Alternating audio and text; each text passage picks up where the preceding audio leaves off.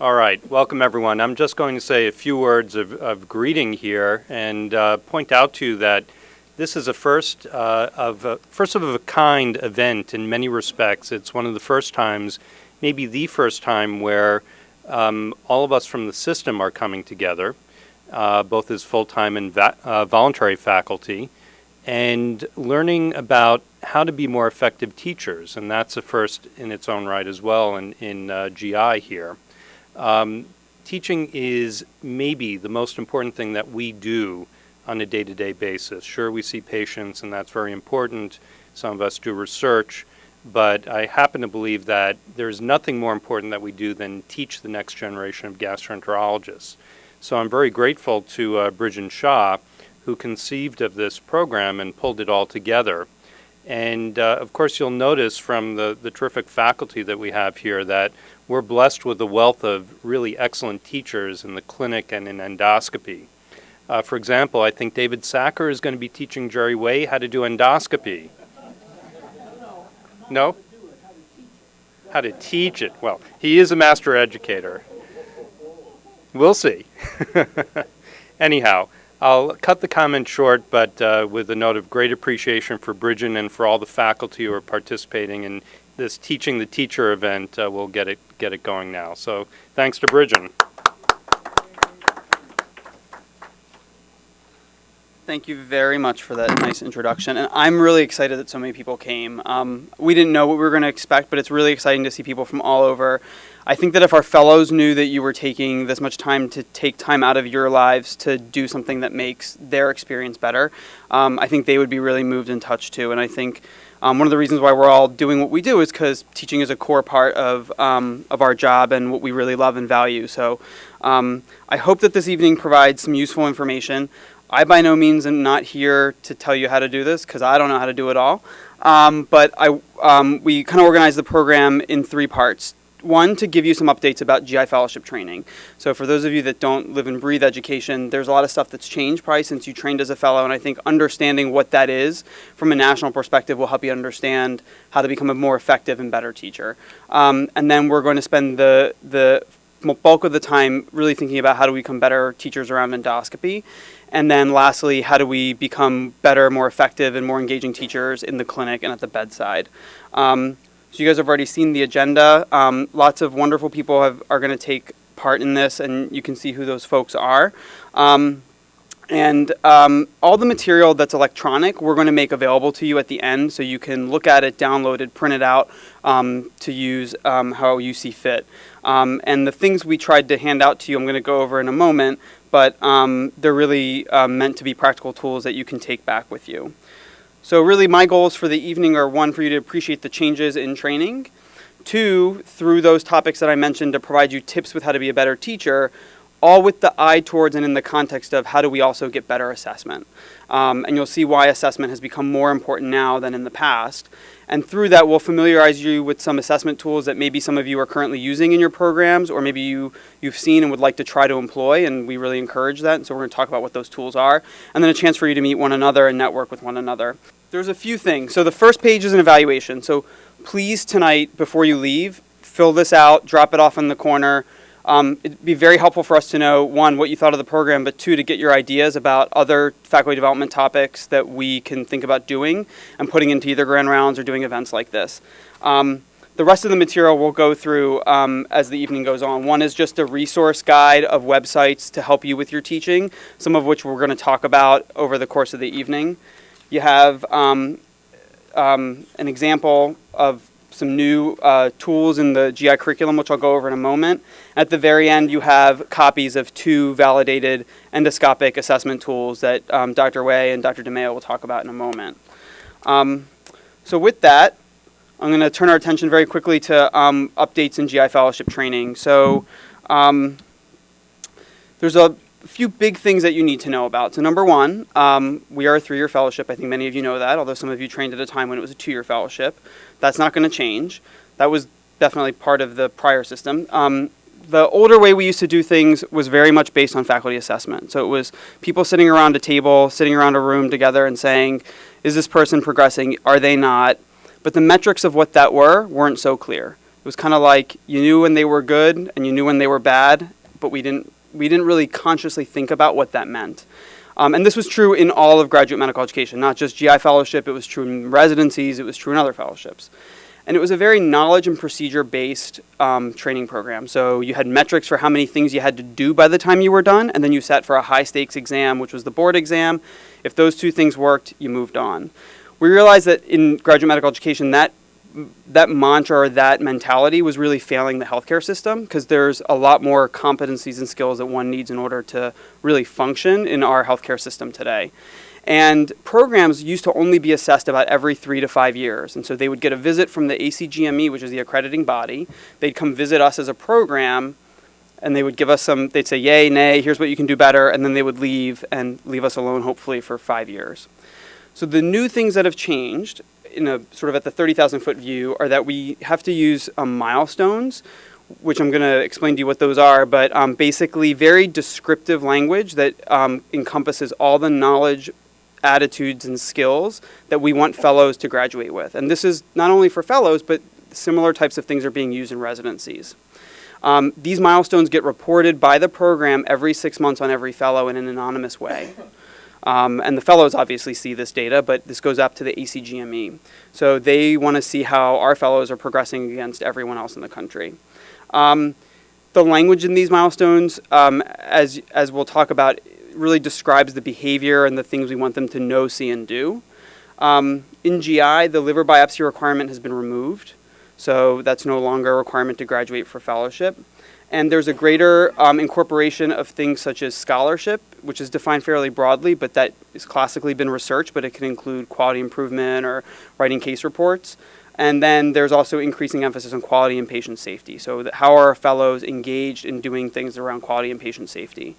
And lastly, there's a greater oversight of the quality of the program by the institution. So not only is the ACGME interested in how things go, but our own GME office now has greater responsibility in making sure that our program quality is pretty high. Because if our programs start to suffer, our institutional accreditation might suffer. So that's how things have changed. The institution looks at our program quality using some outcomes and some metrics, which are listed here. Primarily, they look at the board pass rate, which is over a rolling 3-year average. They look at the resident faculty survey. So many of you have completed the resident faculty survey.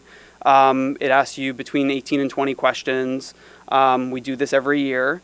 And it also looks at resident and faculty scholarship. So scholarship is defined as anything that results in a publication or a presentation. And we have to report that up to the ACGME, both for the residents and for the faculty.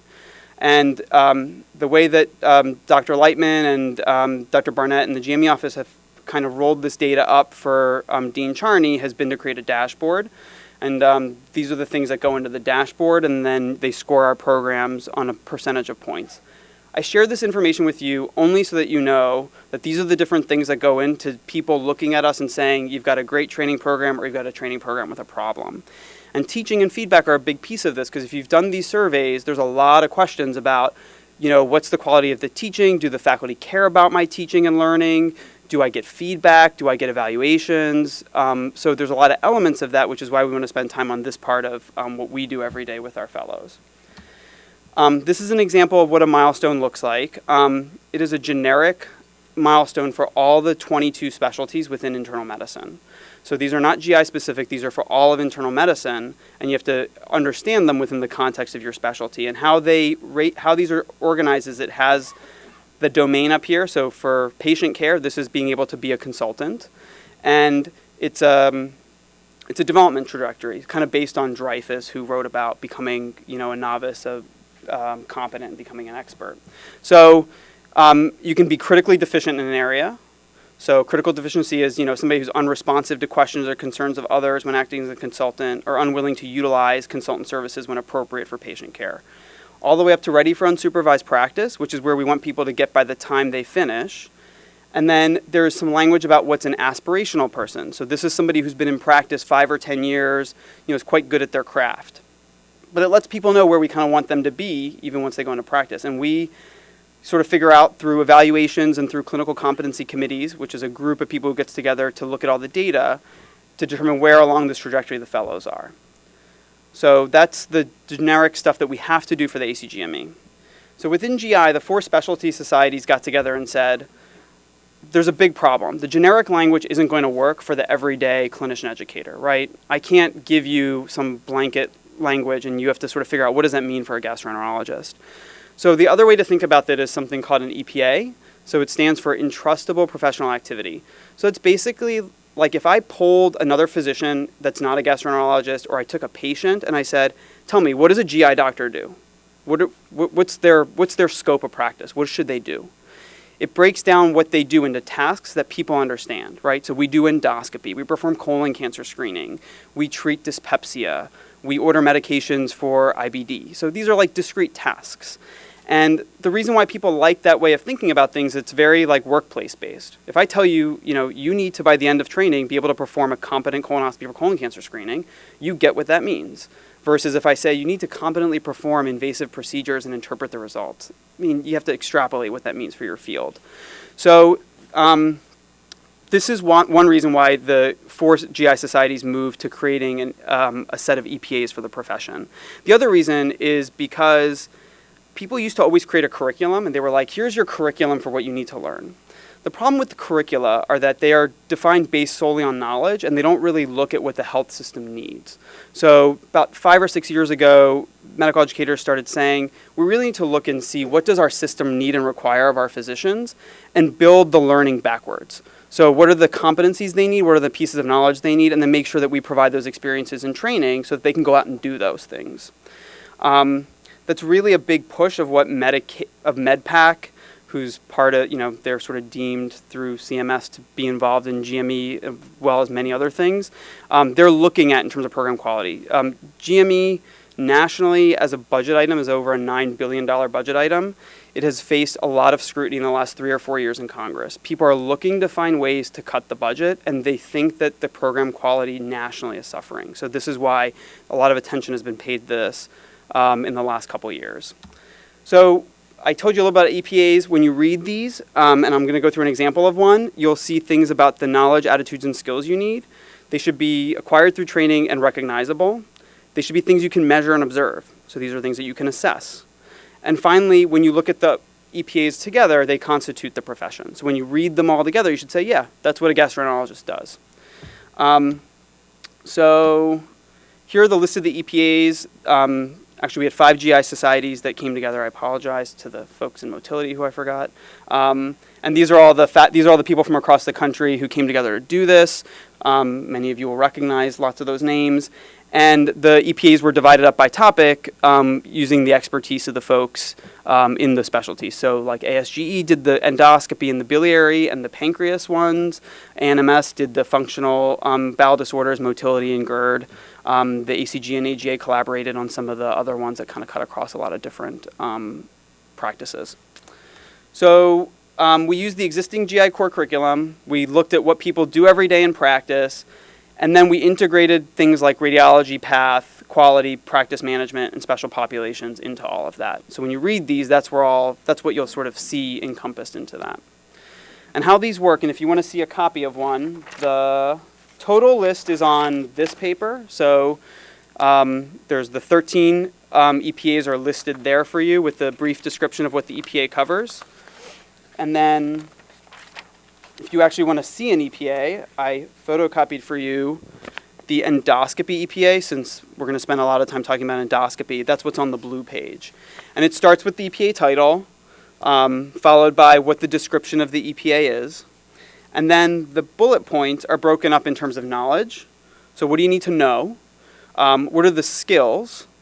And then what are the attitudes? And so the attitude piece is really where you find out, there's some of the professionalism stuff is in there, some of the things about understanding special populations. So you'll see a lot of the women's health, the geriatrics piece is put in there. The things around practice management, quality, improvement, and patient safety are also incorporated into each of the EPAs as the task requires. So you'll see in the endoscopy EPA, there are things that relate to adequacy of bowel prep and sedation and follow-up. Then, if you continue down, it links these to the ACGME core competencies. And then finally, it breaks it up into how they fall back to the reporting milestones. So probably for most of you, the stuff after the the first 3 boxes is probably more than enough detail. But if you're curious, it's all there for you.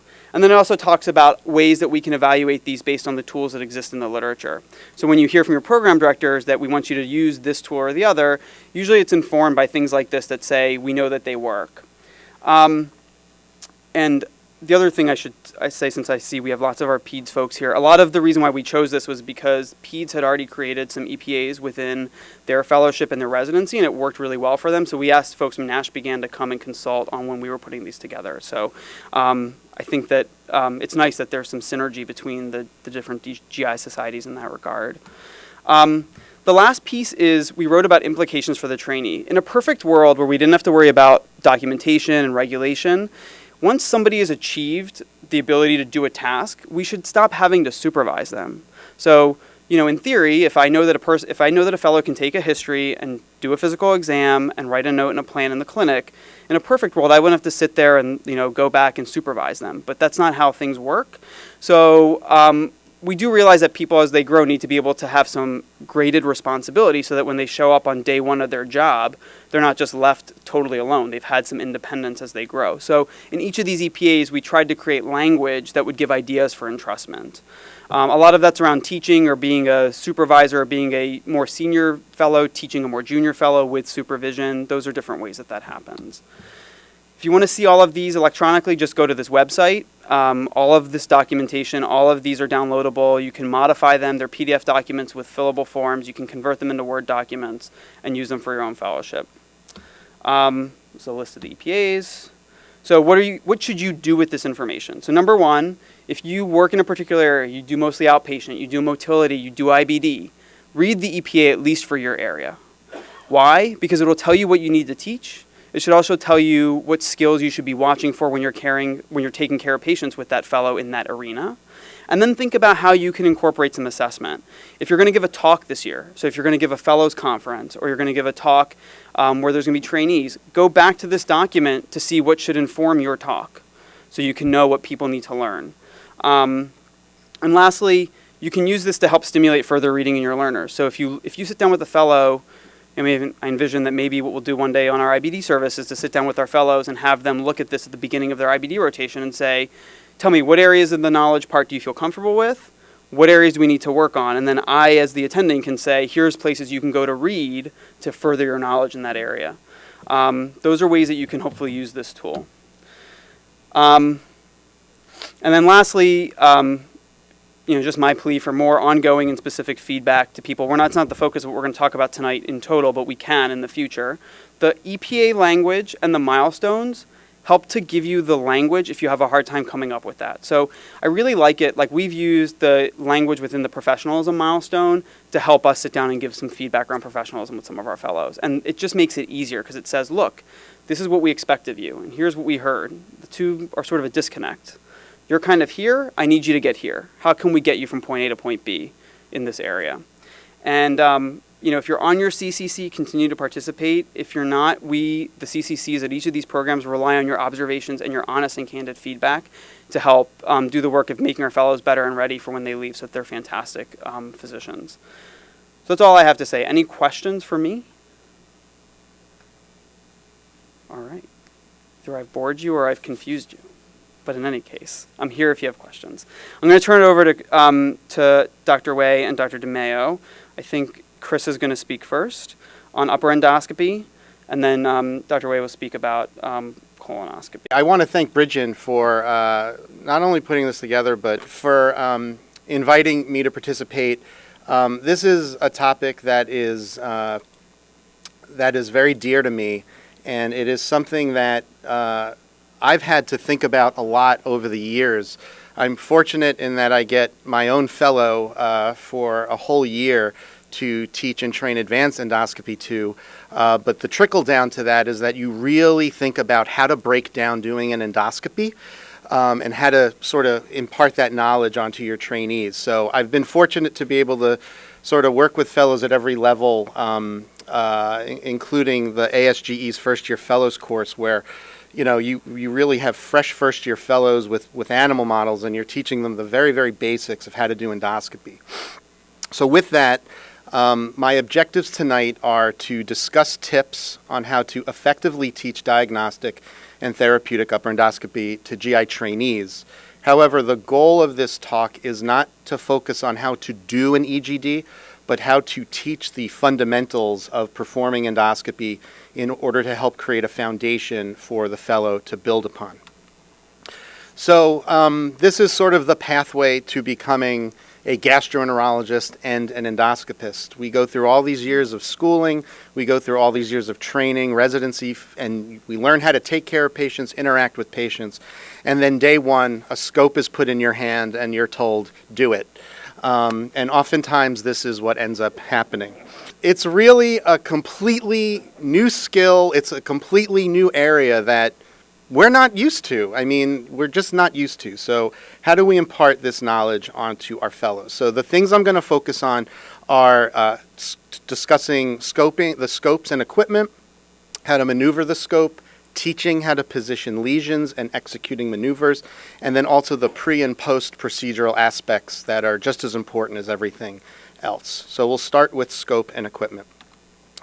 So I remember back to my first day of fellowship, July 1st, our attending, the very first thing our consult attending did was took us into a room. There were no patients there. I don't even think we had patients scheduled. And he sat down and he showed us all of the equipment. And I thought it was a very powerful thing, as simple as it sounds. But they actually went through what the different buttons are.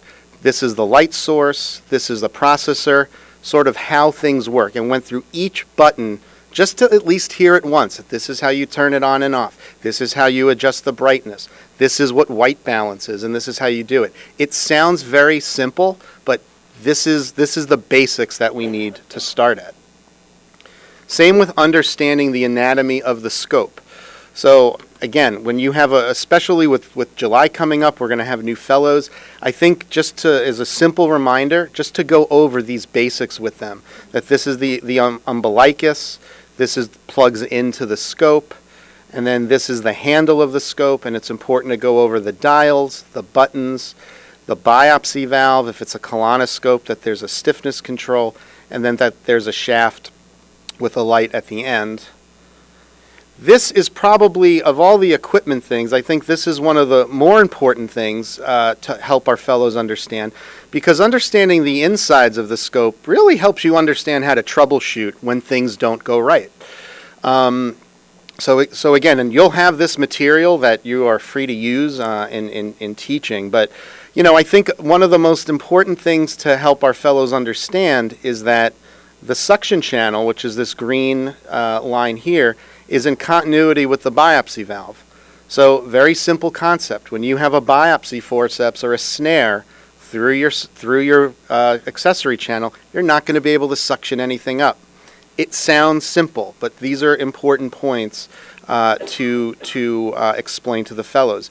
They should understand that there's water, and that water is pumped through, it's aerosolized through an air pump. It's not aerosolized, but it's pumped by pressurized air through the water channel, and then by pushing down on the button, it allows water. It completes the circuit and allows water to go out that end, and that by just holding your finger over this little valve, it's going to redirect air that's normally flowing out of this channel. By putting your finger over it, it's going to redirect it back through this channel into the scope. And the whole reason that this is open is so we don't inadvertently insufflate our patients. Same thing with how this button works. You push the suction button in, it completes this circuit of this green channel, and it allows suction, allows you to be connected to suction here. And again, just going over the tip and the different aspects, the light source, the lens, this is where the chips and the camera are housed, the air water nozzle, the biopsy channel, and then some scopes, the newer ones, have water jets, which are separate from the air water nozzle. So again, this is really important because it helps the fellow troubleshoot when things don't go well or things don't go right. So my water button isn't working. How can we help them troubleshoot it? Well, again, it goes over teaching them the steps of how to set up a scope, how to plug it in, how to do the little checklist of things we do to make sure the little clamp is open on this end so that water can actually be pumped out, or the polyp I suctioned up is not in the trap. Again, simple concepts. Is there something in the suction channel, i.e. a snare? Is the lesion trapped up in the biopsy valve or under the suction valve, and to know to check those things. So again, these are things that can be gone over prior to any endoscopy or during the endoscopy as they come up. The other thing that's kind of fun to do is, once they think they're really good at it, is to sort of sabotage things. So sometimes with our fellow, we'll take the EUS machine and we'll just play with some of the knobs and change some of the settings. So when they put it down and they say, I can't see anything, it's like, well, you're right, fix it. Figure out what the problem is and troubleshoot it. So there are very simple and safe ways to do that with upper endoscopy. And then lastly, the accessories. Again, very basic concept, I think, is to have the fellows handle the accessories outside of the scope, to see how they work, to operate them on both ends. I think it's kind of neat to have the fellows be the techs for each other, so that if one is doing the actual polypectomy, the other fellow is on the end opening and closing. That way they know how these things work so that they can communicate effectively to the nurse or the tech when they're doing the procedure and leading the intervention. So as far as tools of the trade go, I think it's important that we physically demonstrate how the scope is set up, demonstrate how the accessories work, have the fellow have active hands-on, and ideally this is done in an empty room without a patient there, so there's plenty of time to ask questions and to flub it a few times. So we'll move on to maneuvering the scope. So again, just having to do this every day, you start to learn how people learn and what are the concepts and hills that both teacher and student have to get over. So I'm sure many of you have seen this before, but there are 4 stages of competence, and I think endoscopy is a perfect model for this. So the first stage is unconscious incompetence. So they have no clue that they are doing something wrong. Once they get over that hurdle, they develop conscious incompetence. They start recognizing that there's deficits. Oh, I'm not supposed to put the biopsy forceps through the stomach wall? Okay, so they realize something's wrong. The next step is conscious competence. So they understand how to do it, but it requires a conscious effort and often requires breaking a maneuver down into individual steps, and I'll show you examples of this. And then the last stage is unconscious competence, which is second nature, muscle memory, it's mastery, and with that they're able to teach others. So I think one of the most critical parts of teaching endoscopy, and Jerry's going to talk about this as well, is sort of the relationship of body movements to how the scope reacts. And this is important because it's really essential for maintaining a stable position. And as we always like to say, if you can't see the lesion, if you can't maintain it in a stable position, you're not going to be able to do your therapy safely or effectively. So understanding how your body moves, body movements affect the scope is one way I think we can break down all the individual steps of doing endoscopy. So I call this the core 4. So first year fellows, when they're just getting their hands on the scope, I try to keep it very simple and describe the 4 maneuvers they can do with the scope. Let's see if this works. So the first one is very simple, in and out. Okay. The second one is up and down, using the left thumb to maneuver the big wheel up and down. Left and right is accomplished by maneuvering your arm and your shoulder, and you'll see that the scope will move to the left or the right. And then lastly, very important, is torquing right and left, so rotational. So those are very simple core movements, and what I try to teach fellows early on is that they should not be doing more than one of these at any particular time. So if there's an ulcer there that they want to biopsy and it's 10 centimeters away, they should use one maneuver at a time, as painful and as long as it may take them, to get there and maintain that position. Again, just simple demonstrations, showing them where their hands are supposed to go and what they're supposed to do. I'll never forget, I did an ASG first year fellows course a couple years ago, handed the scope to the fellow and she did this. and she just stared at it. She was holding it with both hands, had no idea what to do. So again, very simple things. The left hand holds the scope. The thumb operates the up-down dial, the big wheel. And again, as I showed you, the arm elicits the right and left movement of the scope tip. The right hand holds the scope shaft, moves it in and out. And I think in the beginning it's okay for them to cross over with their right hand to operate the right-left dial or the little dial. Right hand torques the scope, and it should be used to insert and manipulate accessories. So again, maintaining a stable position. If your arm doesn't move but your body does, the scope, what you see on the screen, is not going to move. So I think we'll just watch it one more time at my embarrassment. But again, if as long as the scope is not moving, everything else can be moving. But again, it's not uncommon that fellows start turning themselves into a pretzel. They're unconsciously torquing the scope this way, torquing the scope that way, and everything's flying around. So you can always redirect them to stop, try to maintain that stable position, and use those core 4 maneuvers to just sort of inch their way to the lesion. So we'll go on to positioning lesions and executing maneuvers. So here the teaching point is to emphasize that the position of the accessory channel is located at 6 or 7 o'clock on the scope tip, and that we want to get the target lesion at that position. And again, the whole point of this is that it's going to allow for optimal maneuvers, whether that's taking a simple biopsy or doing therapy for bleeders, snaring polyps, and even suctioning up specimens and clearing fluid puddles. So that's the point to emphasize here, is that the scope, the accessory channel is at 6 to 7 o'clock. Again, it depends on what system you use. Sometimes it's at 5 o'clock. But that's where we want our lesion, because that's where our accessory is going to come out, and that's where it's going to be able to be accessed safely and easily. As far as executing maneuvers, I try to just keep it simple. I tell them, find your target, do whatever you have to do to get it at 6 o'clock, and then once it's there, maintain that stable position. And again, that all depends on making sure they're not moving other parts of their body unconsciously or consciously. I like to have them lock both dials. And then I think in the beginning, it's very important that while they maintain that position, we have them manipulate the accessory with their right hand.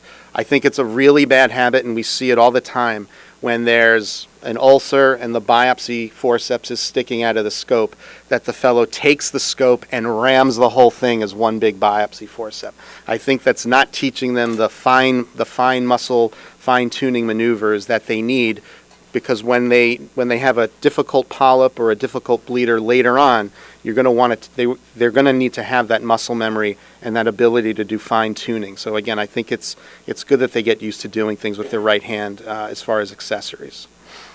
So very simple maneuvers. Again, things you can do that take half a minute. You can do it during an endoscopy. One trick is and I actually learned this from Dave Greenwald when I was a first-year fellow, when he was teaching at the first-year fellows course. But it was taking a closed biopsy forceps and having the fellow trace their initials on the gastric wall without having to lift the forceps off of the mucosa. You think it sounds easy, but it's not. It requires multiple maneuvers. But again, they get this very quickly, and again, it starts to build that muscle memory. Correct. You don't do it with APC, you don't do it with anything like that. And again, this is another way to emphasize the effect of body position on the tip of the scope. Again, emphasizing maintaining a stable position. So how do you put it all together?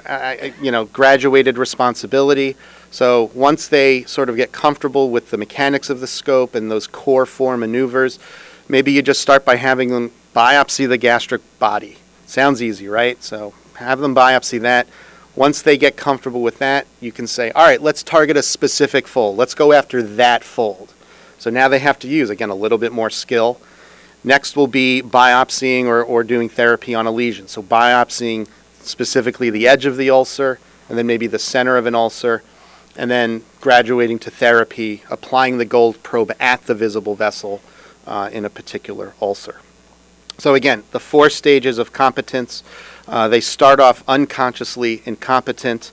At some point, they have this aha moment where they become aware that they're doing things wrong, and they actually take a dip on that learning curve until they become conscious, and when they become consciously incompetent.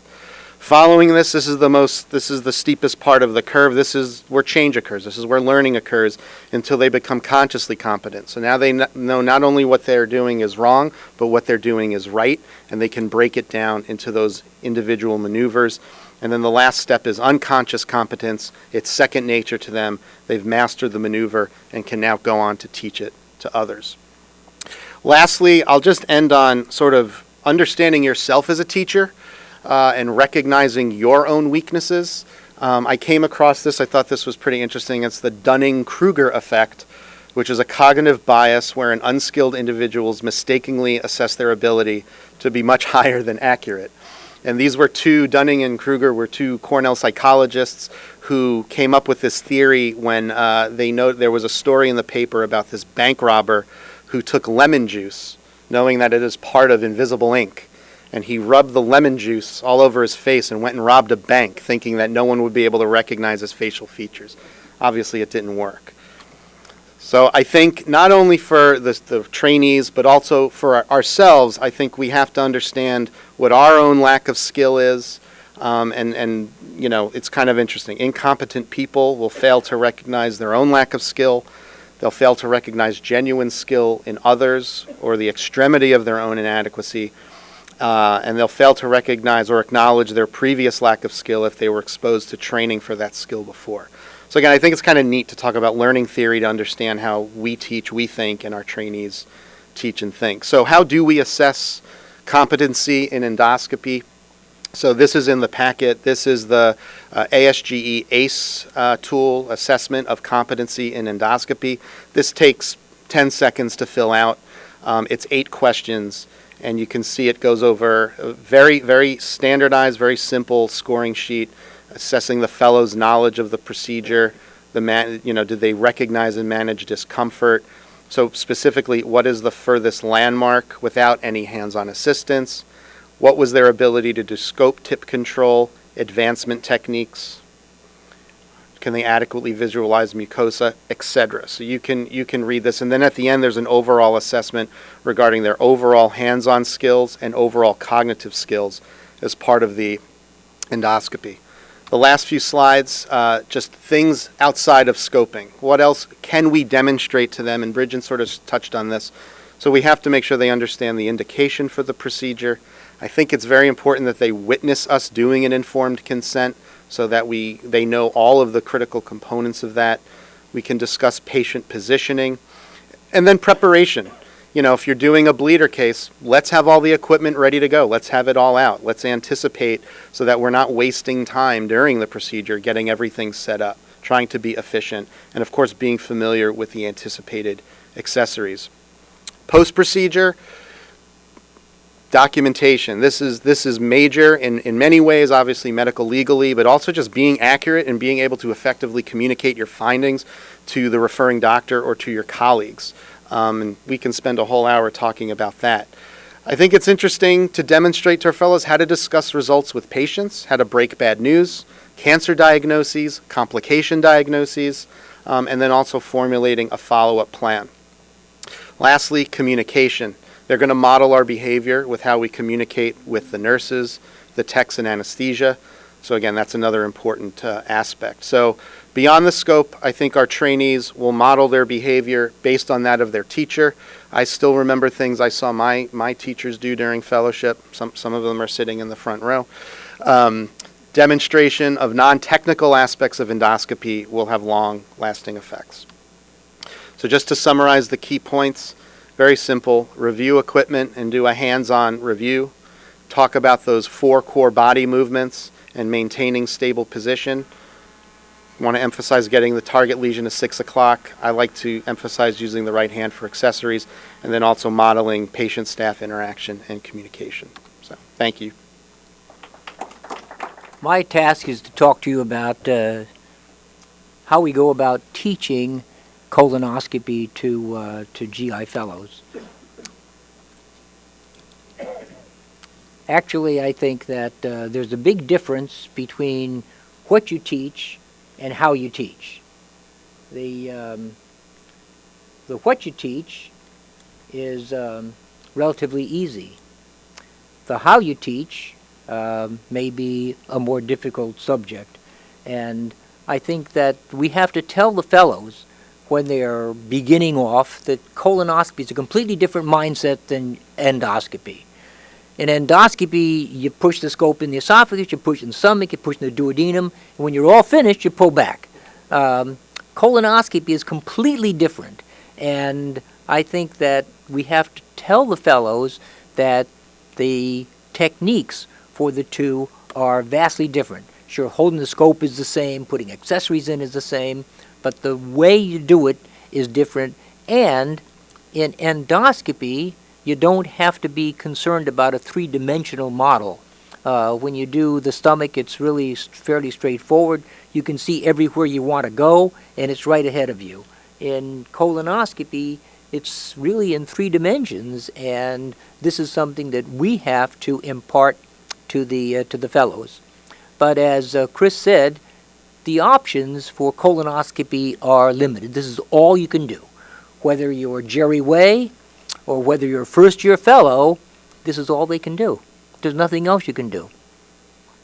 And how does one whiz through the colon in 6 or 7 minutes versus an hour for the beginning fellow is something that's our obligation to impart to them. Well, I think it's a whole bunch of teaching points. One of the first teaching points that we have to get across is that the anatomy is very peculiar. The anatomy is different from patient to patient, but certainly is different from anything they've encountered. This is Gray's Anatomy. This is the original picture of what the colon looks like. Now, when you look at the colon, you see the rectum, pelvic colon, in the abdomen, and then the descending colon. Well, there is now something called scope guide. We used to use fluoroscopy when I first started doing colonoscopy. It was thought you couldn't do colonoscopy without fluoroscopy. Then we noted there's certain landmarks you can use, and we got away from fluoroscopy. But now there's magnetic transducers inside every adult Olympus colonoscope. In fact, they've just started putting them during this DDW. They've started putting the magnetic transducers in pediatric colonoscopes as well. So with the special equipment that you can have outside the patient, you use those electromagnets to constitute a picture of what the scope looks like. And this is what the scope looks like under scope guide. So the black is posterior with the patient lying supine, and the gray is anterior. So the gray is towards you, and so this is what the colon looks like. It looks sort of like this, but if you look carefully, this is the rectum. It follows the hollow of the sacrum, so it's posterior until it comes up out of the pelvis, then it's very anterior. So it's important that the fellows understand that the anatomy is such that there are areas where the colon is very accessible to the fellow, and we have to use that as a teaching aid for colonoscopy. Then the descending colon is posterior. We can't do very much with the descending colon. So what about the radiographic anatomic correlation? We don't look at barium enemas anymore. In fact, it's unusual. It used to be the patient would come with their barium enema, and we'd put them up on the view box, take a look at it, and say, here's the lesion. Now, patients never bring a barium enema. They'll bring a little disc that you can't read on your computer. But that's what they bring. But if you look at a barium enema, it also mirrors the anatomy that we are looking at the old Gray's Anatomy. Here is the anterior part. Here is the rectum, comes up to anterior here. Then down here, that begins to go posterior. This becomes posterior. And then the descending colon here is a posterior structure. So these are all important points to let the fellows know that there are a couple places where the colon becomes very anterior. One is here in the pelvic colon, the other is here in the transverse colon, and the third is here in the cecum. That's why a long time ago, people used to think they were in the cecum by seeing light in the right lower quadrant, and that was one of the criterias for being there. But now we insist that they see the ileocecal valve, they see the appendiceal orifice, and hopefully get into the terminal ileum. All right, so we want to go from this to this. That is our job, is to teach the fellow how to go from a very tortuous colon to a straightaway colon that's not going to give the patient any discomfort and distress, and biopsy or take out a lesion in the cecum. Well, that takes a little while.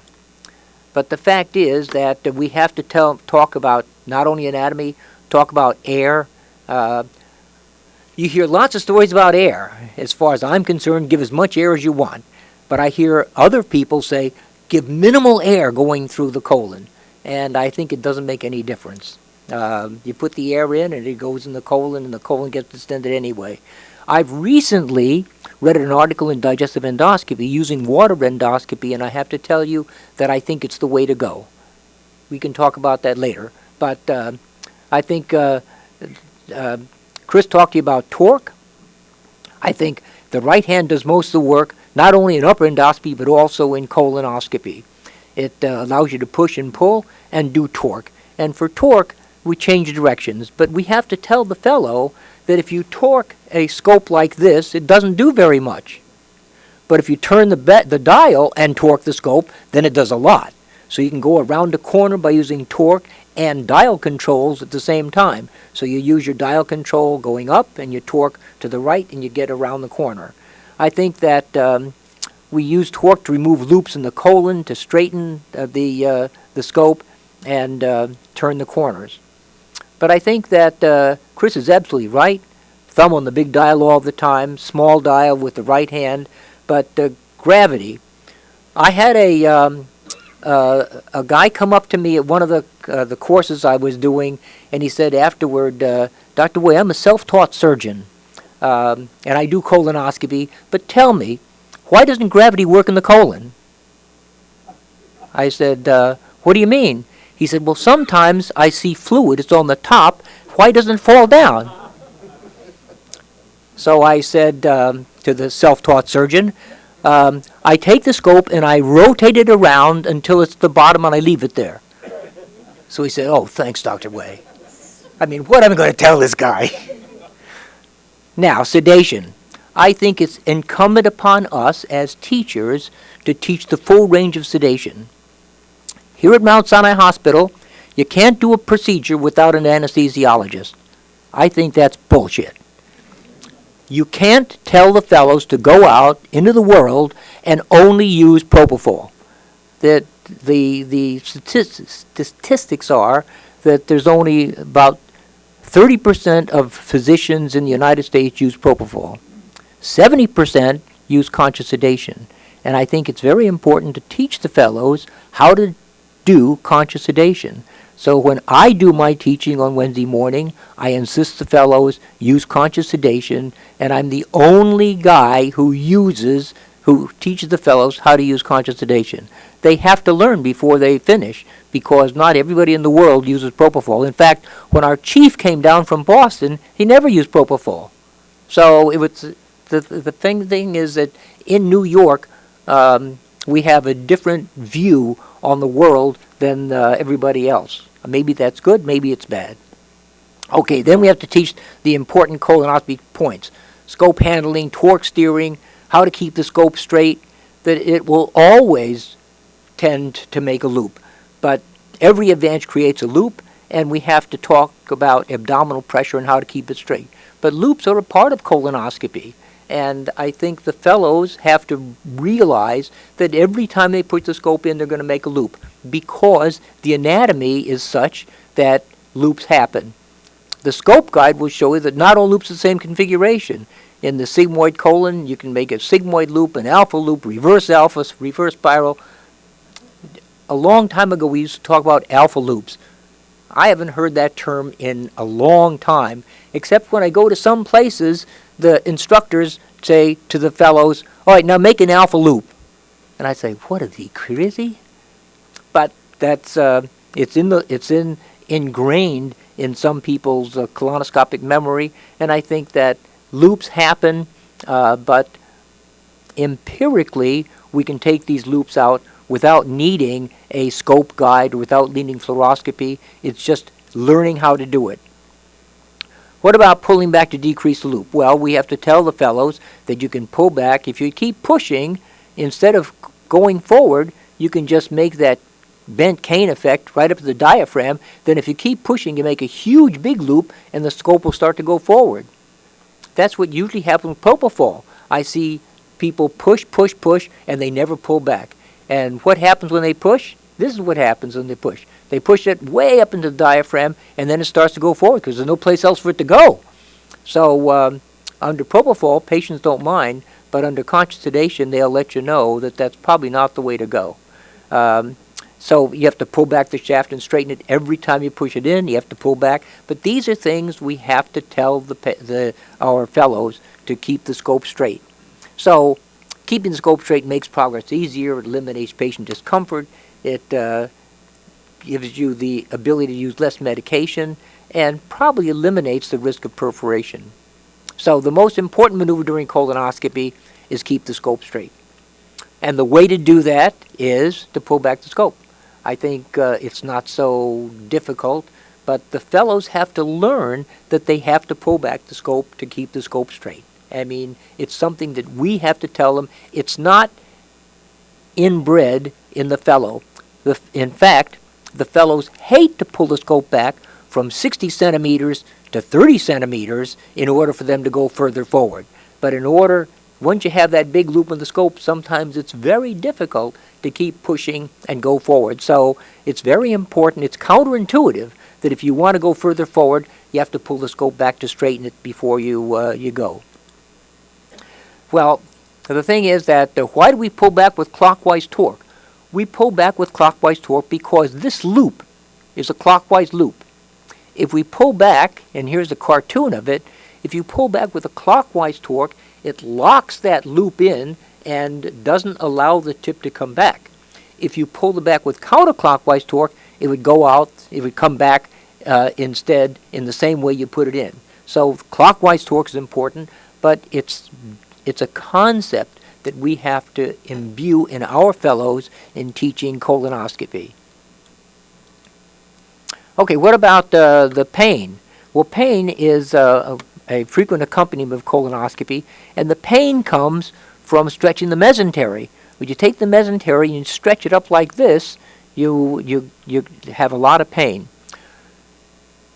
People that are heavy and fat have big mesenteries, and their mesentery is already stretched, and in addition, the older the patients, the more lax is the mesentery. So I like fat, old patients are terrific because the mesentery is stretched. You can do anything you want, and they don't complain of pain. But young people, in fact, young women, are exquisitely sensitive to making a loop in the sigmoid colon, and one has to be very careful that you don't overstretch the mesentery. So the right hand does all the work, pulls back, straightens, and keeps the scope relatively straight. I think the second most important maneuver is abdominal pressure. Now, people have no idea about abdominal pressure. In fact, when the fellows say to the nurse, "Give me abdominal pressure," I always hit him in the arm. Not the nurse. I hit the fellow in the arm. Because the fellow should tell the nurse or the assistant where they want abdominal pressure. Because there's so many places in the abdomen to give abdominal pressure. I had a nurse come to me once from one of the instrument manufacturers. She had a sheet like this with 32 pictures on it of abdominal pressure. And she gives talks to nurses on how to give abdominal pressure, doing 32 different maneuvers. I said, "Holy smokes, that's impossible to learn." Oh, they can learn it. But I think abdominal pressure is very important. It does tend to keep the scope straight.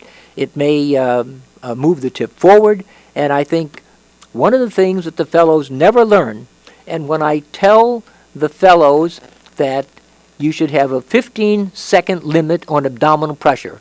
Either you give abdominal pressure to do a maneuver, and it works, or it doesn't work. But if it doesn't work, tell the nurse to relax. But I see, and the nurses always say, oh, Dr. Way, you've got to tell everybody that, because of the attendings keep the nurses pushing for the entire case. And let me give you a clue. After the first minute, they look like they're pushing, but they're not pushing anymore. So suprapubic pressure is the first place to give abdominal pressure. That is because it's the first place where the colon rises up out of the pelvis, goes very anterior. So instead of doing this bent cane effect up the diaphragm, if the assistant gives suprapubic pressure, the scope will hit against the hand and start to go forward without making a big loop. So I think it's concepts like this that we have to get across to the fellows, and we have to understand it first before the fellows learn it. So here's the pressure. Here's what it looks like on X-ray. This is very anterior. This is posterior. Suprapubic pressure does help. Then the third most important maneuver is aspirating air, because aspirating air can markedly help to advance the scope. If you look at this, here's a balloon, one of those long balloons. It's 11 inches long. But look, when we blow it up, it's 40 inches long. Well, by the same token, if we take air out, the colon really becomes much shorter, and not only shorter, it not only decreases circumference, but it decreases length. So it will markedly help with colonoscopy. Here again is a glove and a measuring stick here. You see how long it is? But when it's deflated, it's really not so long. So it certainly is one of the important adjuncts to colonoscopy is removing air. So the bare bones of colonoscopy: keep the scope straight, abdominal pressure, aspirate air. Well, that's what we should be teaching how to do colonoscopy. But, I mean, what to do. But how to teach is different. Where should the instructor stand during the case? Well, the instructor should probably stand right back here, because the instructor can then watch the monitor across the room, the monitor in back of the fellow, watch the fellow's hands, and watch what's happening with the scope here. So there's a place. I see instructors, the patient is over here, the instructor's over here, look at the screen. I mean, give me a break. You got to watch what's happening, and that's what you're there for. You got to see what's going on the table with the patient. But I think the teacher, supervisor, you have to know the history and have the GI fellow present the history to you beforehand. Review the goals that they're going to do. Remember that pulling back may be better than pushing with the colonoscope. Speed is not the goal. In fact, the head of anesthesia comes into my room all the time when I'm teaching, and he bugs me that I'm taking too long. But I spend a lot of time teaching the fellows, because it's important they learn the concepts. So speed isn't my goal when I'm teaching colonoscopy. Remember, the patient is the most important person in the room, so they have to maintain the comfort for the patient all the time and look out for the patient. And we have to tell them the various options that are possible. But the student, my feeling is, at first, the first-year fellow should observe several examinations. If possible, practice on a simulator. So what I usually do is have a senior person do the examination and then have the student withdraw. Because you can't do very much wrong when you withdraw, but you have to watch like a hawk, because if they come back too fast and miss something, it's your responsibility. Remember, it's our responsibility as teachers that we're the ones that have to conduct the examination. We're the ones who have to be sure that that examination is a good examination. So I think eventually you let the student handle the scope, and you have to tell them continuously. I keep a continuous verbal dialogue, a monologue, with the student, what they should do, pull back. The highlights tell you should go a little bit to the left. It's always behind that corner, and they often tell me that once they finish their fellowship, they hear me on their shoulder when they're doing procedures long after they've finished the training. So I think every case needs to be monitored closely by the instructor. As an educator, you have to provide a total overview of the case. As a mentor, you should bond with every student during the session. You should bond with them and give them the encouragement they need. You have to direct the student through the passage. An instructor, you have to tell them what to do. As a teacher, you have to tell them what's right and what's wrong. You tell them right then and there, no, you did the wrong thing, or what the hell are you doing? As a cheerleader, you have to give constant encouragement to them because sometimes they're there sweating away and you have to give them the encouragement that they can do it and you'll talk them through it. As a coach, feedback continually during the procedure. As a synthesizer, put it all together after the examination. Tell them how it went. Tell them they were terrific, but they should have done such and such. Okay, so I think that's the way we should be very enthusiastic about teaching. Here's the two evaluation tools for you to look at. The Mayo Colonoscopy Skills Assessment Tool came out in 2010. ASG's assessment of competency came out in 2014. This was written by Bob Sedlak, and if you look at them, they're going to be very similar because Bob Sedlak was also on this committee that wrote the other guidelines. So he wrote the first guidelines, and he was instrumental in the second guidelines. So here's what they look like. Very similar. This is colonoscopy assessment, very similar to the one that Chris showed you. This is the Mayo Colonoscopy Skills Assessment. Look at what it says: pre-procedure, procedural skills, labels 1, 2, 3, 4. Here's the other one, 1, 2, 3, 4. They look exactly the same. There are minor changes, but if you want to, I think the ASG one is a little bit more recent than the one in 2010, and I offer that to you for ability to monitor the progress of the fellows. So I think in summary, you have to talk about endoscopic anatomy, safety indications, risks, and scope maneuvers. You have to tailor your involvement to the improving skill level of the trainee, and as an instructor, as an educator, cheerleader, guide, you're going to be all those sort of things.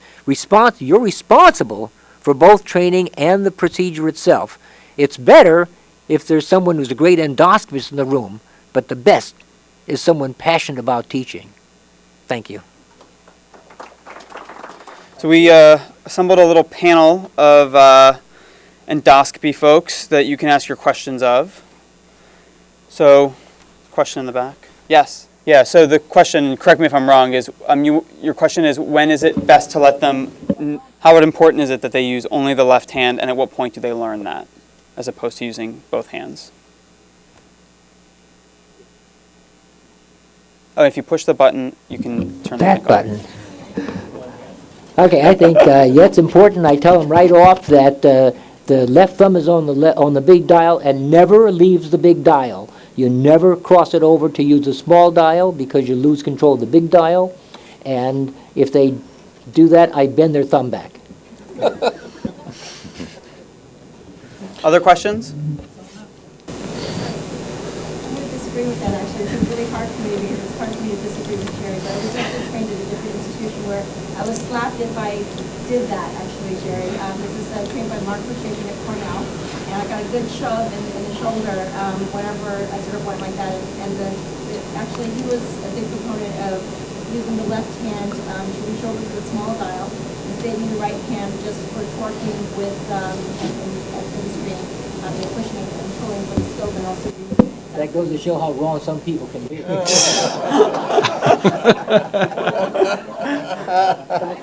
But let me tell you that there are lots of ways to do colonoscopy, and what I mentioned to you is one way of doing it, but there are lots of different ways of doing colonoscopy. In fact, some places I go to in different countries, they do two-person colonoscopy. One does the shaft, and the other holds the dial.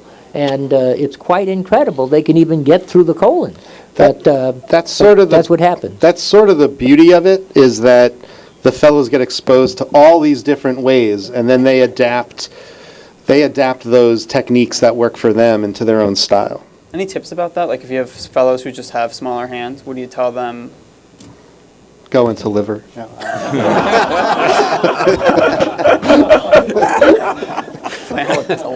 no, no, I think everyone's point's well taken. I mean, I don't think it's wrong to, I don't like locking the dials on insertion because I think there's more chance, especially with a novice, to perforate. But I think it's important to lock the dials for manipulating. And I think there's probably everybody in the room who's been doing this for a long time probably unconsciously uses their thumb to move both dials when they're trying to get a polyp in position or something like that. But I think when they're starting in the beginning, I think you just have to keep it as simple as possible. But I think, like Dave said, just to expose them to all the different ways. And, everyone's, there are people who aren't as strong. Sometimes you see some fellows really using all their muscle to push that scope in, but I think you just adapt it to what each individual's skill level and body sizes. It actually took the CRE infection thing to get that published this month in endoscopy as a breakdown of the tip of the scope. It's scary what's inside it. Can I just say one general thing? What we're all describing here is an art, which is why it's tough. I mean, everything we talked about is completely non-science, right? And I think that's the beauty of what we do, and that's how you know it when you see it, and you know it when it's bad, and you know when it's good. It's because it's an art form. And I've thought this ever since I started endoscopy, and I know when I watch Jerry, for instance, it's a beauty to behold. And you watch some of the best Japanese endoscopists, and it's a great phenomenon, and yet it's very hard to describe. And how you hold the scope, and whether it's like this, and whether your hand's small, whether your hand's large, and how many hands you use. I think these things evolve, and each person is different. We have a method that you've heard that most of us follow, and maybe there are variations from different people. I don't think that matters too much, as long as you're not doing anything bad and harming the patient, and you're achieving the goal. But these things of holding the scope, I don't think this is working, of holding the scope with, can you hear me? No. Maybe this one. Oh, it's reversed. Holding the scope with one hand only and not doing anything with the right hand up here, I don't think that's a hard and fast rule. If you're an ERCPist, like some of us, you very rarely use the right hand on the control because it's doing something else. And I don't think these things matter as long as you're achieving the goal. And so if you think back to when you started driving a car, you didn't do one thing at a time. Well, maybe you did the first time you did anything, but you learn a sequence of moves that got you from A to B sort of safely, and then you learned how to embellish that, and you got better at it. Maybe you didn't become a race car driver, but you did it competently, and I think that's very much what we do when we teach endoscopy. It's an art form that's very hard to describe, so we break it up into pieces that allow us to say, you do this first and this first because this is what happens. But in the end, it's the very last stage. It's your unconscious competence. Did you do something with all the things that we do? And we've measured the vectors that you change. And certainly in ERCP, it's about 12 things that you do at the same time to achieve a goal. And I think the danger, is splitting it all up into pieces. And I've never liked to do that. Chris can tell me if I'm wrong because I try to teach him. You learn a lot of things all at the same time, which allows you to get from A to B and achieve a goal. And I think that's much more important than saying, do this first, this second, this third, this fourth. And I think that sort of spoils the ecstasy of getting something. You know what the fellows are like when they achieve something. They got through the pylorus for the first time. They thought that was fantastic. And then 3 months later, they've forgotten all that because they're doing something else.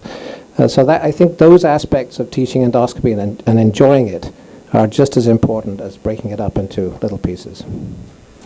I'd like to get the panel's opinion about one question, which is when you get stuck and you see them get stuck and then you take the scope to get them unstuck, what tips do you have to deal with that moment so that it's not just you getting them unstuck and then giving the scope back? Like what techniques have you tried or what have you done that allows you to make that a teachable moment as opposed to just moving on and getting through the procedure?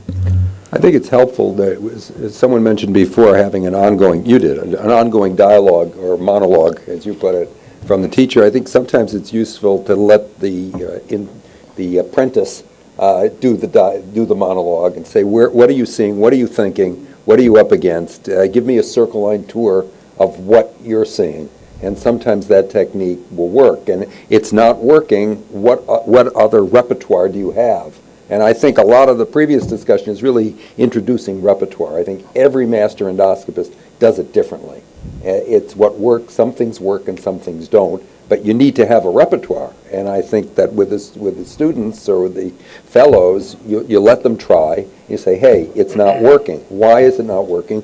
What else is in the repertoire? What else can we do? You talk about it. Makes sense. Exactly how much time you give them, I don't think there's hard and fast rules. You can sort of tell when they're getting frustrated. You can see that with their body language, and that's a good time to intervene before they flip out or something terrible happens.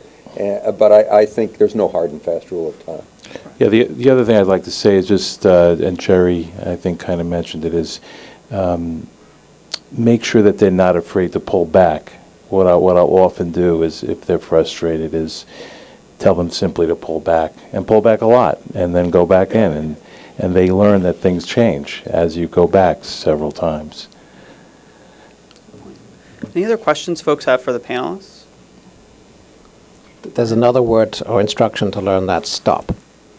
Stop. Just tell them to stop whatever they're doing when they just before they freak out, when they're sweating and they're worried, they don't know what's going on. Just say stop, and then figure out with them what went wrong, how they can correct it.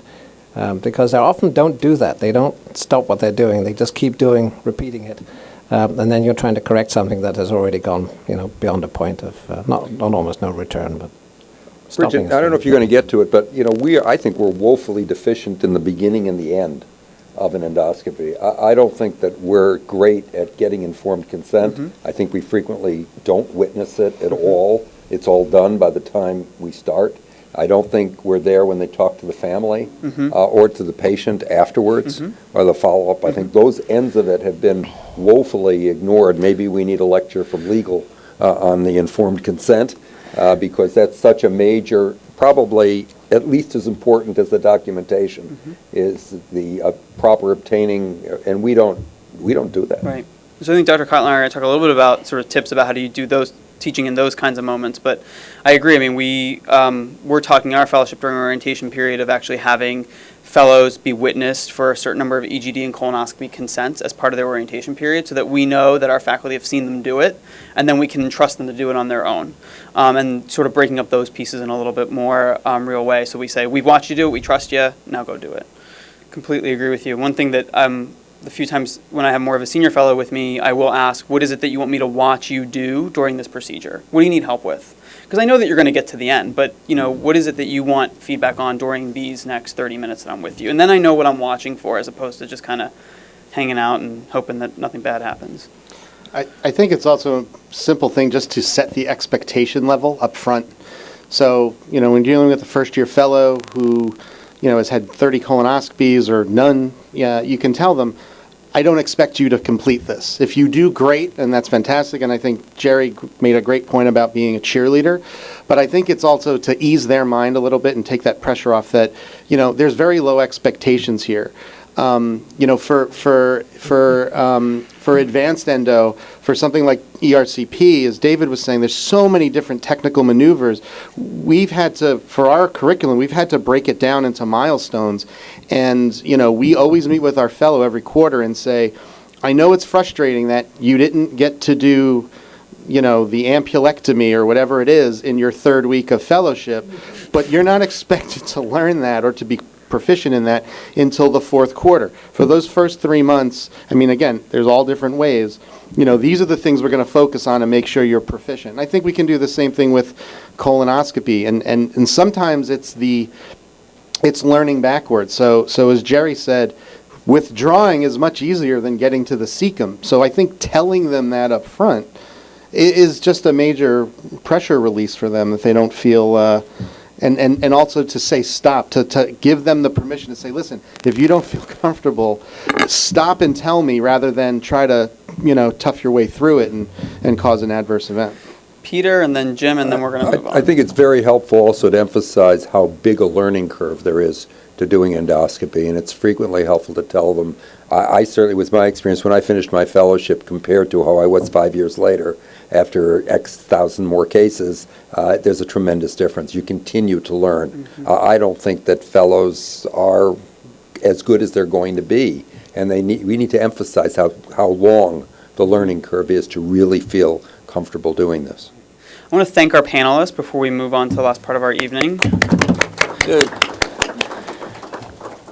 We're going to switch gears, and I want to bring up Dr. Kotler. We wanted to just end the evening with just some quick pearls about how can you become a better teacher in the clinical environment, whether it's through a consult or in clinic. So Dr. Kotler is going to start, and then we'll wrap up. And then lastly, Dr. Marion's going to come up and talk about a really interesting and exciting faculty mentorship initiative. So my task today was to discuss how you make rounds and clinic enjoyable.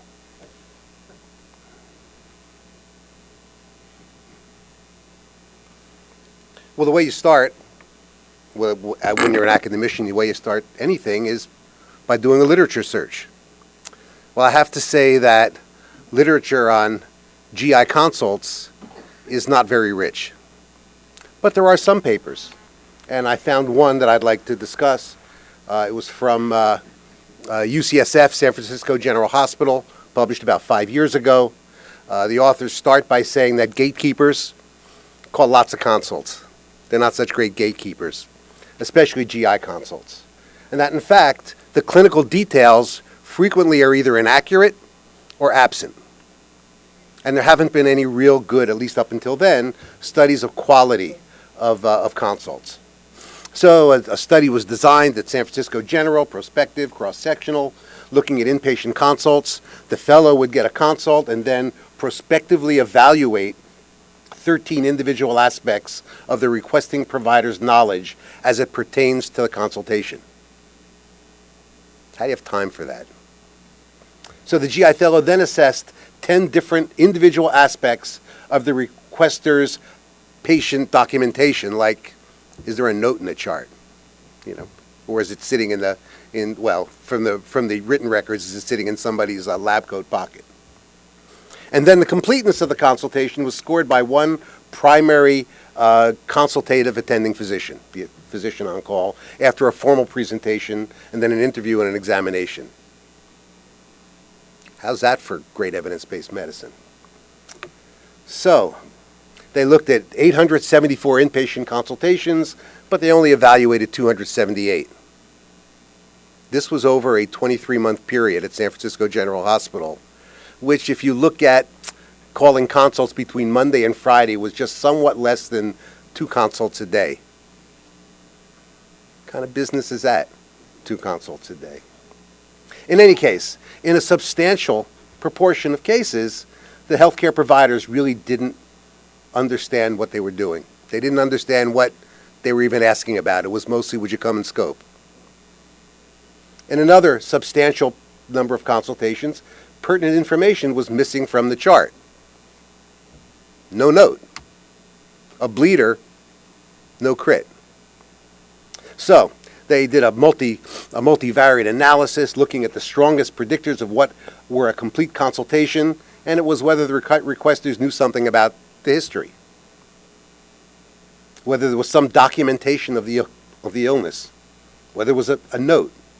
They also found that consultations between 5 and 10 p.m., consultations done in the afternoon, were a whole lot more likely to be complete than a consultation at 8 o'clock in the morning, which typically means that somebody was admitted overnight, was handed off once or twice, and then they asked the intern to call GI. And then finally, there were many more incomplete consultations between July and September than there were between April and June. Duh. And there are obviously reasons. But in fact, consultations are a learned process. The whole consultation process is something that has to be learned. It's not something that people know automatically. And we have to teach the fellow, and then the fellow has to teach the house staff. So, how do you do it? Well, I think the best slide for this was actually the slide that Jerry Way showed about what is the role of the teacher. Mentor, cheerleader, coach, role model should have been on there. They want to see you do it first. They want to see you do it right, and then they'll try to model themselves after you. At least that's what I did with my role models. And basically, you want to enforce some good habits. The biggest problem with getting consultations is that there's no question. A consultation is a question. And if the fellow tries to present a case and doesn't give you a question, you've got to stop the fellow and tell him to make a question. And then you have to tell the fellow to tell the house officer that if you want GI to come and help, put it in the form of a question. And not only is a question, but there's a formulation. I guess Brijen's going to show something soon about the 1 minute, the 1 minute, and it's going to be, well, what do you think? That's one of the if you only have a minute, if you don't have 2 consults a day, but you have 10, you know what I mean? And you're running around and it's 6:30 at night and they present a case, it's like, well, what do you think? What do you want to do? All right? And the formulation and the plan. And you have to really demand that from the fellow. And if you do it appropriately as a role model, I think the fellow appreciates it. And certainly early in the time, if you sort of do it yourself and they can see how you do it and see how you interact with the person who's doing the consultation and the patient, well then they also will try to model to how you're doing. Well, then what do you talk about? Well, there are 2 things to talk about. One is what makes the case a typical case of whatever it is. And the second is what makes the case an atypical case of whatever it is. And sort of earlier in the year, it's like, well, yeah, painless jaundice is pancreatic cancer first, second, and third. Later in the year, it's like, well, what makes this person different, and why should this person perhaps be treated differently than any other person? What makes this case so special?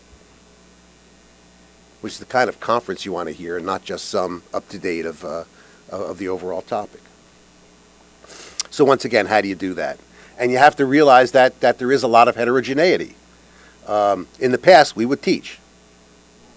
When I was a medical student, I did a GI elective at Sinai. One of the months, Jerry Way was my attending, but he was sort of the work attending, and Larry Werther was the other attending, because there were two attendings, right? You had 2 attendings on the GI service. And they were there to teach. And they heard about the case, and they taught. Well, that works great in July. Works great when it's the first time on service. If you're the 4th time on service and you get the exact same case, you're trying to teach the same fellow and you use the same tired teaching points, it doesn't work so well.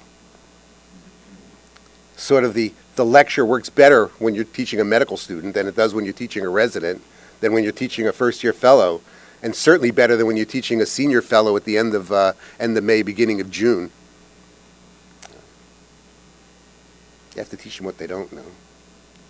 And I guess you teach and you get things through quickly if there are too many consults to really spend a lot of time on. And then you have to tell the fellow, like, there's too many cases to sit and spend a whole lot of time. Let's figure out what we have to do. Our job is to do the consultation, come up with a formulation, come up with a plan, and then act on it. And that's what comes first. Learning and the rest of it may have to take a back seat sometimes. On the other hand, presently it seems to be a whole lot more fun to learn than to lecture. We are a teaching service. Doctors are supposed to learn, right, lifelong. We're supposed to have lifelong learning. And it's okay if we don't know everything. I mean, Bruce, when was the last time you dealt with, like, caustic injection? So if you're on service and some lady, drinks Drano and is that's your case, how much can you teach? It's a whole lot better than if you actually go to learn. It's actually best done if you have it's the days when you're doing sort of working San Francisco General style, 1 consult, maybe 2.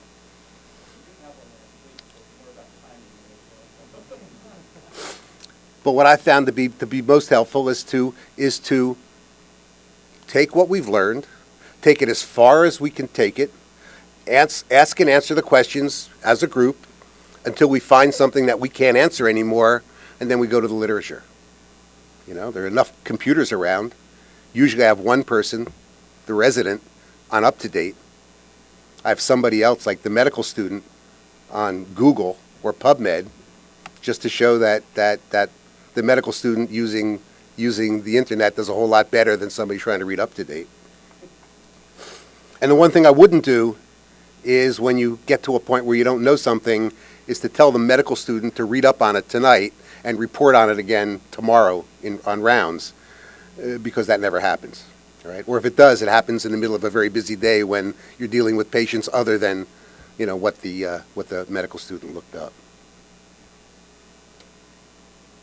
And then let me talk a little bit about, just a minute or two, about evaluation, because most of what Brijen talked about before, and maybe is going to go on again, is really about evaluation. And it goes to the idea of competence and conscious competence and unconscious competence. You know, the fact that you really go from being like sort of a novice to proficient, you go from being unconsciously incompetent to consciously incompetent to consciously competent and then unconsciously competent, and that's when you're proficient, when you do it all by yourself and you do it automatically, and you don't even know, by the time you think about it, you've already done it, right?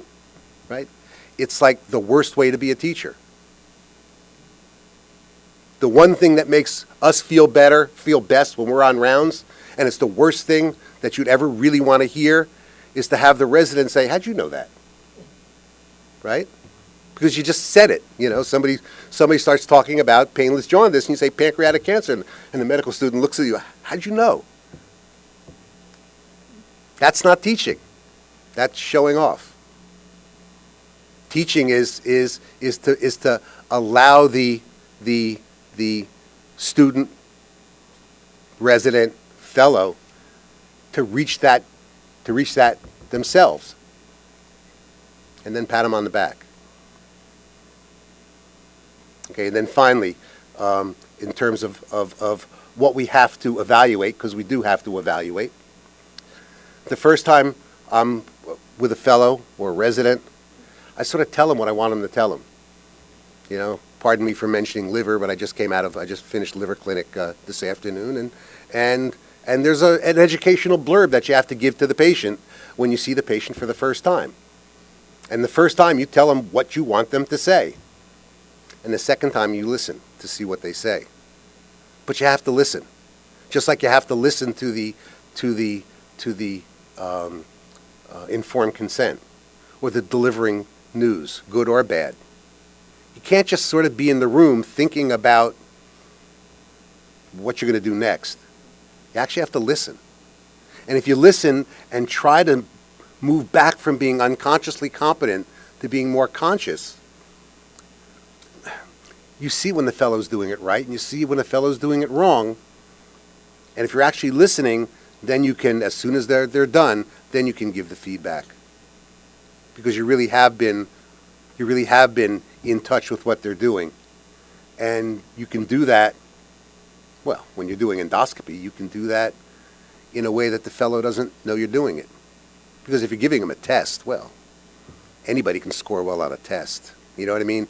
Anybody can get informed consent right if they know that the evaluator is watching. All right?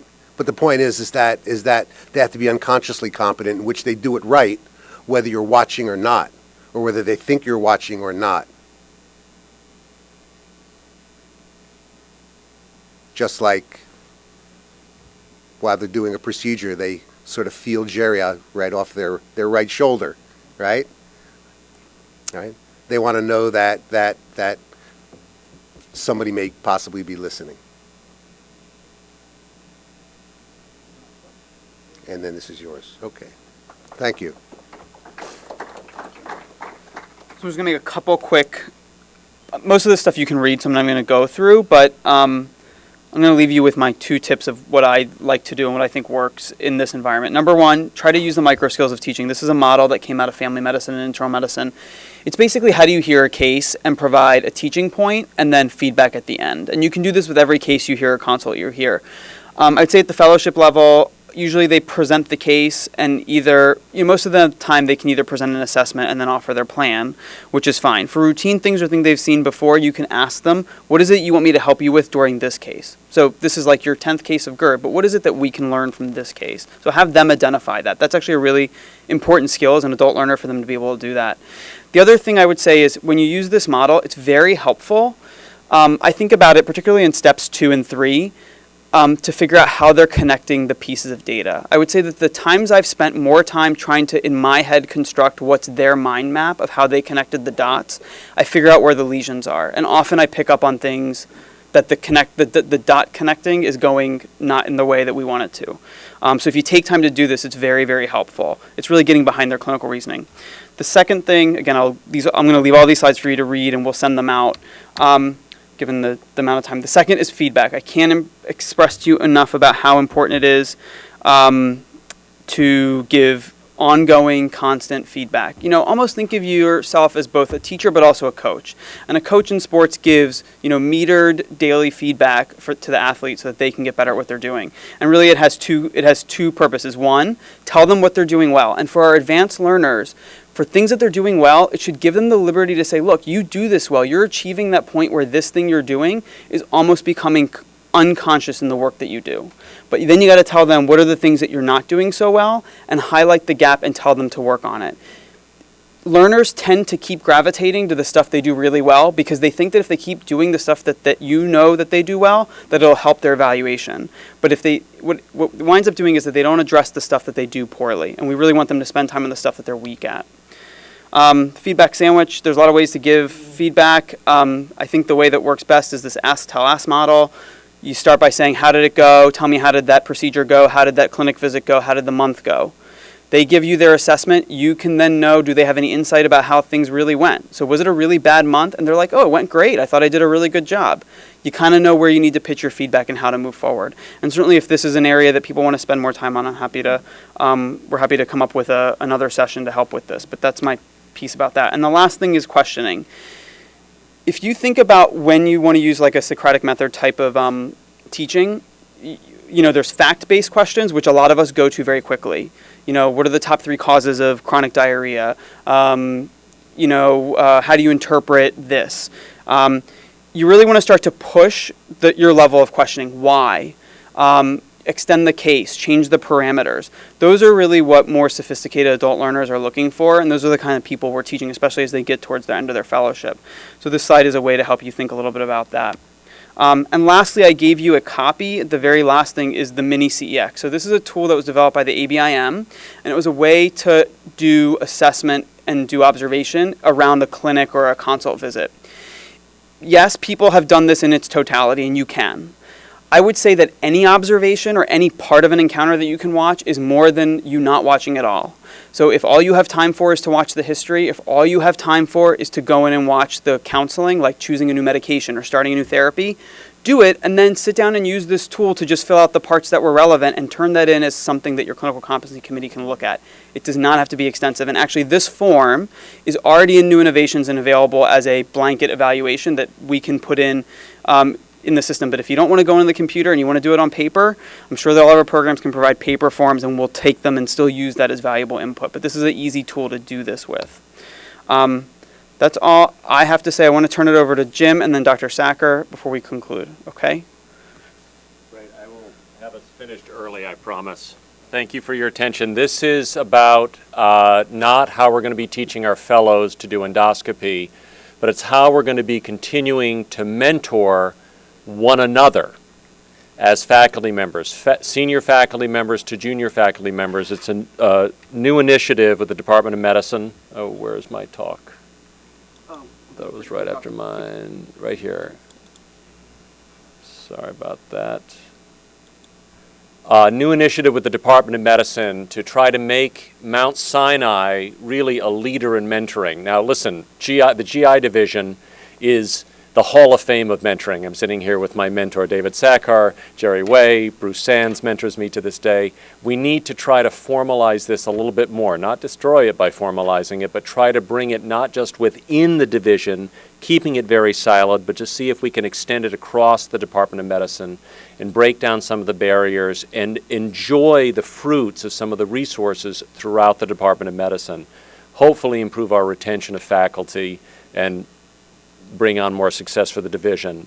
Mentees are any junior faculty up to the associate rank or any new faculty at Sinai within the last 3 years. Senior faculty should be outside of the mentees division, but it's not absolutely necessary, and they can even be outside of the institution. The idea here is to have at least one meeting a year. You know, in the old days, this was happening more naturally. We had more time. People had the time to sit down, check in with somebody for lunch, check in with somebody for an evening. We aren't doing that anymore, and we really need to schedule it and formalize it. So again, preparing for these meetings, trying to make them very productive ahead of time. And these are some of the things to keep in mind, just for personal development plans. Fill out an encounter sheet. The research arm of all of our departments and divisions tend to do this automatically at Sinai, but again, it's very lab specific and very siloed. This is going to try to bring it into the outside of just the basic research track into the other academic tracks, the practice track, and the clinical track as well. Collaborations, current and planned funding sources, having a list of items that should be discussed that the senior mentor can confer onto the mentee. Exposure profiles, teaching activities for the teaching track, administrative surface practice track, these are things to keep in mind. The idea here is to try to improve the overall sense of connection among the junior and senior faculty members throughout the Department of Medicine.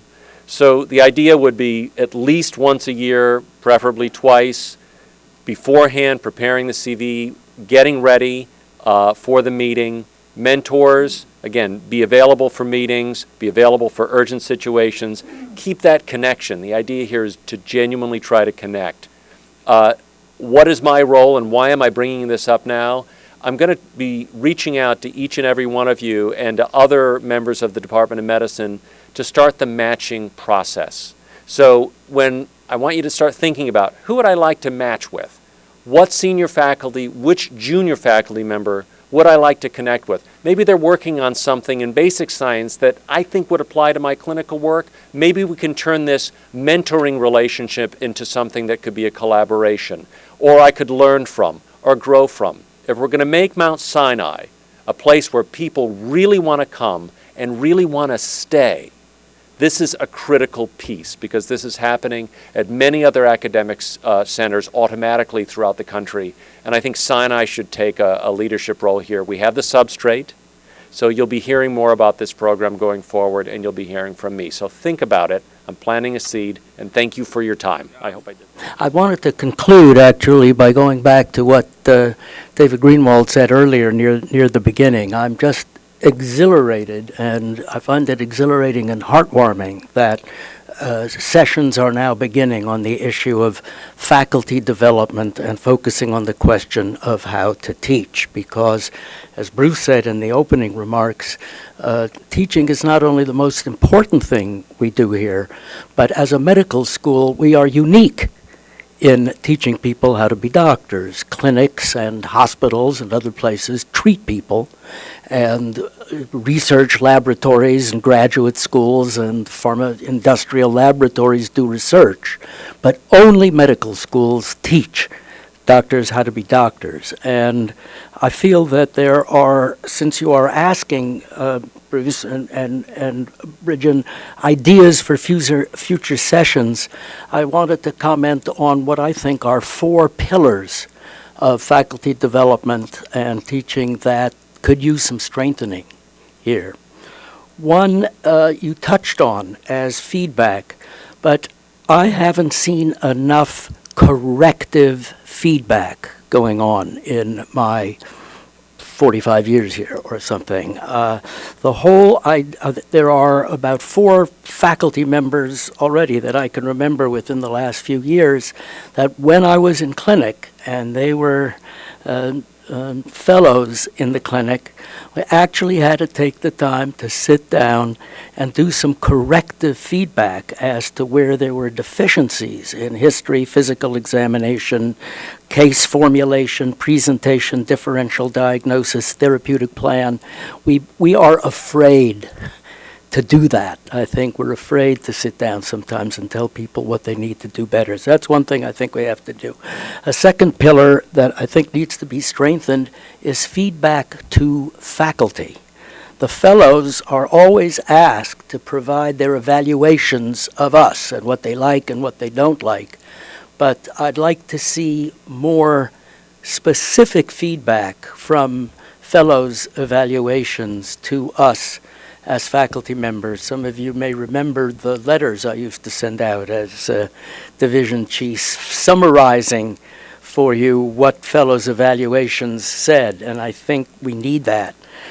Third, we've talked a little bit about the mini clinical exercise.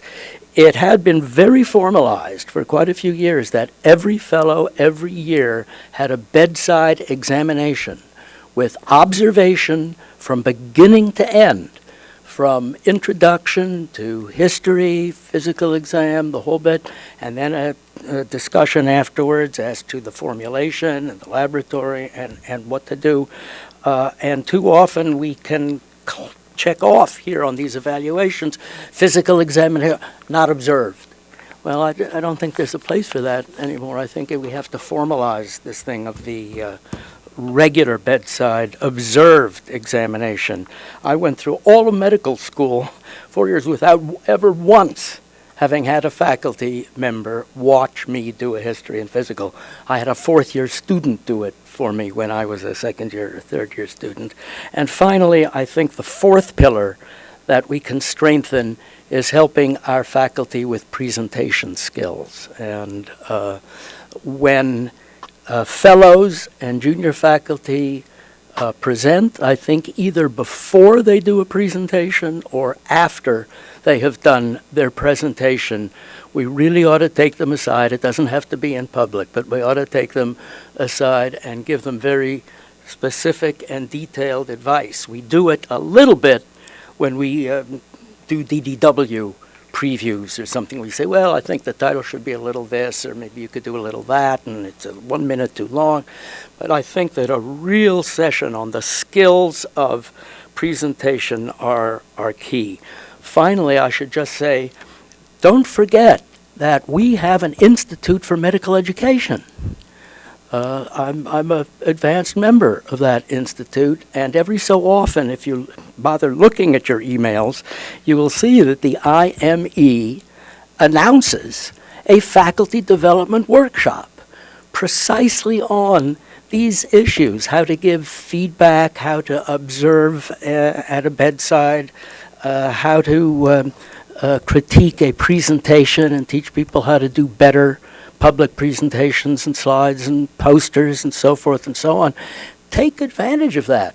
It's free, and sometimes they give lunch. And so it's really worth taking advantage of what the Institute for Medical Education has to offer. So that's it. My real congratulations to you, Brijen, for having put together such an important session. Thank you, guys.